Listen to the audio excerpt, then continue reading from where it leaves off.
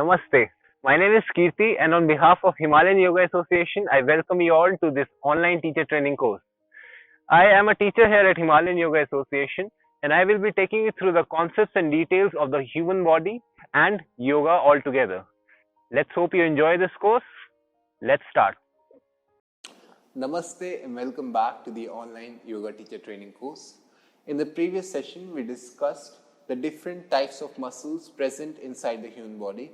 In today's session, we are going to discuss the different properties of the striated or the skeletal muscles present inside the human body. But before we do that, as per tradition, I need you to please come and chant with me the Gayatri Mantra before beginning the class. So, adopt any meditative posture, whether you're sitting on a chair or on the yoga mat itself. Adopt the lotus pose or the easy pose, or simply keep your spine straight. Activate Chin Mudra by joining your index finger with your thumb, flaring the rest of the fingers away. Close your eyes and bring your complete awareness and attention to your breath.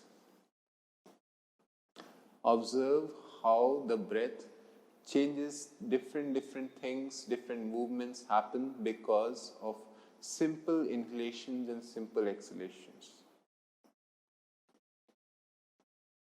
There is a reason why the breath is referred to as the carrier of prana, because it automatically makes a lot of functions happen inside your body.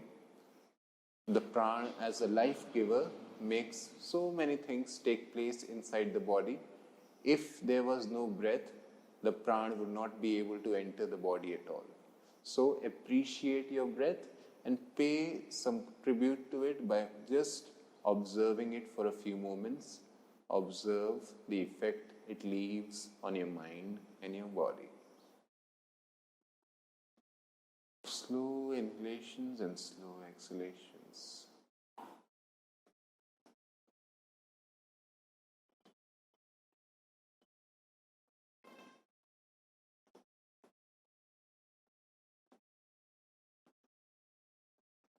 You can literally sit like this for hours in meditation if you just continue paying attention only to your breath.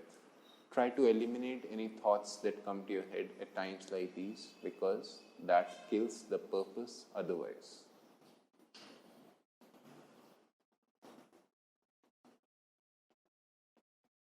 Now, without opening your eyes, slowly bring your hands together and fold your palms in Namaskara Sthiti.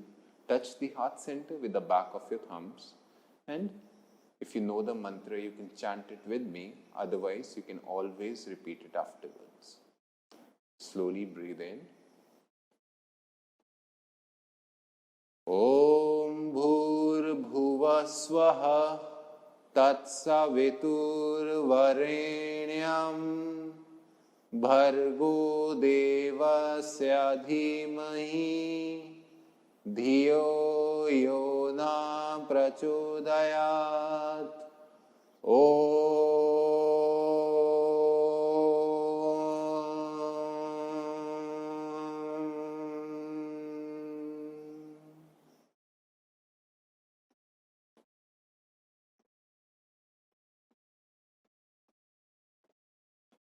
Having absorbed the vibration and effect of the mantra, you can start rubbing your palms with me. Let's generate some energy between our hands and transfer this energy to the eyes first. Cover your face, the back of your neck, and anywhere else you wish to transfer this energy to. Please keep your eyes closed. Do not expose them to direct light straight away. Once again, fold your palms, bow down to your fingertips and the universal truth that surrounds you. With a few blinks, gently open your eyes. Welcome back. So, today we are not going to discuss the features and the properties of cardiac or involuntary muscles. The cardiac muscle, of course, functions, keeps on going on as it is. There is no variation whether it's alive or whether it's dead. These are the only two possibilities when it comes to the cardiac muscles. If it's dead, then the human body is dead as well. If it's alive, then a human body functions. Just two possibilities in case of the cardiac muscles. In case of the visceral muscles, it mostly functions with the help of peristalsis movements, which functions with the help of external stimulation. For instance, if you have eaten food, then that food is going to move inside your body, and that bolus, so to say, when what it becomes after it enters your mouth, is basically creating those subconscious peristalsis movement, which helps in further digestion of the food, just in case as an example of the digestive system. Other aspects of the human body, other portions of the human body also work with the help of peristalsis, but we're not going to discuss that in this video. What we are going to discuss is the aspect which you are going to work with most as yoga teachers, as human beings which are able to control the aspect of the muscular system, which means the striated, voluntary, or the skeletal muscles. The skeletal muscles are, like I told you, is the set of muscles which cover the entire human body, and these are the muscles which are responsible for making the movements happen inside the body. These muscles, they have their own different properties as well. The ones which we are going to discuss today are mentioned right here. Each one of these muscles is individually excitable, externally or internally. For example, what I'm trying to say is that these voluntary muscles can be excited individually by external stimulation or mental stimulation as well. By just thinking about a muscle, you can immediately pump up a single set of different muscles coming together. That, for example, take the example of the bicep. You can immediately pump your bicep by just thinking about it. That means individual excitability or contractibility. In other ways, what we can say is that external stimulation, for instance, a single drop of cold water on a very hot day or on a very cold day has the potential to excite the various muscles that surround the area where the drop of water has stopped on your body. That is called excitability, and that is external stimulation, a property of voluntary muscles in itself. Now, I do not know if it's the same case in case of the visceral muscles, because these visceral muscles or smooth muscles, they exist on the deeper level of the human body, and therefore external stimulation is not possible in those cases. The second possibility, which is quite similar to excitability, is irritability. The same way these muscles can be excited externally, they can also be irritated externally. Now, depending on what you actually enjoy, so to say, different people have different things that they enjoy that happen to them. Different folks for different strokes. Similarly, if someone enjoys having extremely cold drops of water, as I gave an example in case of excitability, somebody who does not really enjoy them is irritated by this response, and those muscles, they get irritated that surround the area where the cold water drop has touched your body. Or let's take another example. If somehow you put your hand on fire, immediately your hand will start feeling the sensation that something is burning in a certain part of your body which is exposed to that fire. That is an example of irritability. A surrounding set of muscles will immediately get irritated because of external stimulation, and you do not need to consciously, or you do not really have conscious control over it, despite of the fact that these are voluntary muscles. The third possibility, the third property in case of striated muscles is contractibility. Now, remember I told you that muscles are only able to contract. There is no pushing, you cannot do anything. Anytime you feel an expansion happening in case of the muscles, that is because of the combination that these two muscles create with each other. That means the combination of agonist and antagonist muscles. We are going to discuss that in another video, in the next video. But for now, what you need to realize is that muscles, they only have the possibility of contracting. That means pulling things towards them. That is everything about the voluntary muscles, about all the muscles that run throughout the body. Yes, they can be extended, of course, but then again, they're working in groups or pairs. That means if one muscle is active, then the other muscle is supporting it, and that is how it ends up extending. This whole concept I will help you understand in the next video. For now, just realize this, that there is only one possibility, that is muscles are only able to bulge up, to bulk up, to contract as a voluntary function. The fourth property of voluntary muscles is extensibility. What I just told you, if muscles are able to pull as an agonist, that means something which is primarily making a movement happen, it is contracting itself so that it can pull things towards it or pull the unique body part, whichever it's trying to happen. The same body part has another set of muscles which are supporting the function of the primary movers, which is the agonist.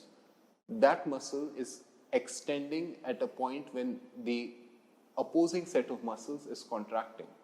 That means the property of muscles is not just pulling things, they are also capable of supporting the muscles which are pulling together by extending themselves and creating a limitation or a fulcrum for these muscles to function as it is.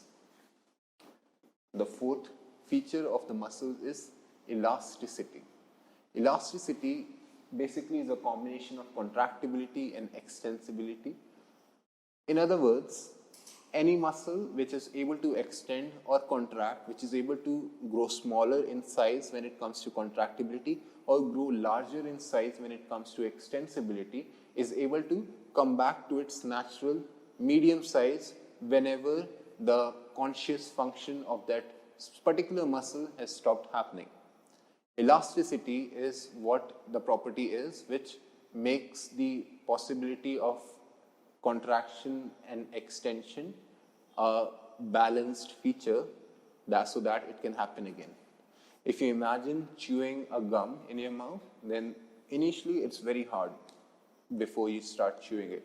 As you keep on chewing, it gets softer and softer and softer, and at one point, like everyone does in their childhood days, we put it out and extend it like this. But when we leave the gum there, it does not fall back to its same size, to its original shape that it is. That's because even though the chewing gum is flexible, but it has its own type of elasticity which needs to externally stimulate, which we do by chewing it again to bring it back to its small size. That means that the same elasticity is not a feature of the chewing gum, but it is a feature of the different muscles because they do not need any special instructions from the mind, or they do not need any external stimulation to come back to their original shape and size, and again they are still able to make the same extension or contraction happen whenever necessary.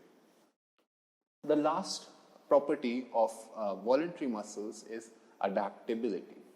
Now, adaptability is basically the understanding these muscles are very intelligent in nature. Also, realize this saying that humans are creatures of habits.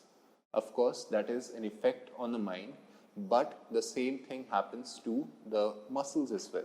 They are also a part of the human body at the end of the day. Adaptability basically means the property of muscles which is able to grow bigger or smaller or decrease in depth according to the activity that they're exposed to. If you're a runner, then you must have experienced that forward bends are especially difficult for you because they hurt your hamstrings and your calves far too much as compared to someone who's not a very active runner. Forward bends especially are most difficult for people who are runners because their leg muscles have been exposed to constant running, because of which, yes, their leg muscles are going to be extremely strong, but they have hardened up so much that it's going to take up a little more time than an average person to make it more flexible for you to be able to reach complete full forward bends. What I'm trying to say is that the property whether you're exposing your muscles to a certain routine is going to change the nature, the structure, the size and the strength of these muscles. At the same time, for someone who is not into any activity at all, will experience a decrease in the muscle size, which means that because these muscles, they haven't been exposed to any activity at all, whatever depth, whatever strength, whatever size their muscles were, because of no exposure to any physical activity, the muscles, they shrink, they grow smaller, they lose their strength, they lose their depth, and they lose their flexibility as well. That is why we say human beings are creatures of habit. These two features, where the muscles they grow bigger, is called as atrophy, and where they grow smaller in size or shrink due to inactivity is called as hypertrophy. These are all the different properties of the various muscles, the voluntary muscles present inside the human body. I hope you found today's video informative. In the next video, we are going to understand the concept of agonist or the primary movers, antagonists, as well as the supporting muscles, and the whole concept of how these muscles make motor mobility happen inside the human body. I hope you found today's video informative. I will see you again next time. Until then, thank you and namaste.